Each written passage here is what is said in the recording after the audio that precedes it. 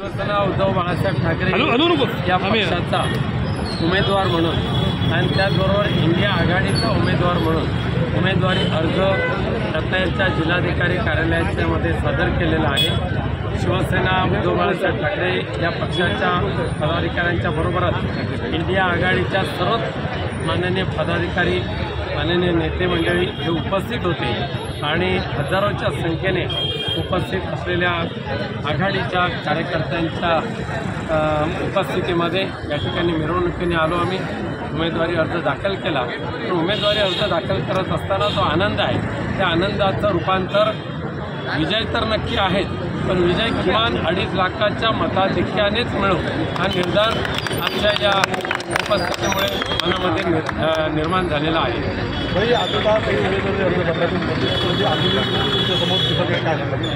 काही चिंता करायची मला गरज नाही त्यांची। कोण यायचं त्यांनी यावं, नाचायचं त्यांनी नाचावं निवडणुकीमध्ये।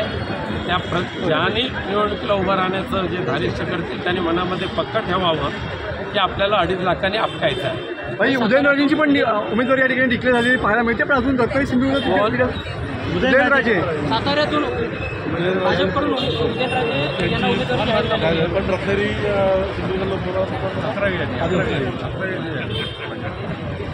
आमदार वैभव नाईक सांगतात त्याप्रमाणे 11व्या यादीमध्ये कदाचित त्यांचं नाव असेल किंवा नसेल, मला वाटतं कदाचित 30वा उमेदवार येण्याची शक्यता सुद्धा आहे। भाई नवनीत राणा असं म्हणतात की कोणी मोदींची हवा आहे या फुग्यात कोणी राहू नये म्हणून, भ्रमात राहू नये म्हणून कोणी, असं नवनीत राणा म्हणतात। 2019 साली हवा असताना मी निवडून आले होते। खरं बोलले ते, ईश्वर साक्षात शपथ घेऊन खऱ्या बोलल्या असतील असं मानायला काही हरकत नाही।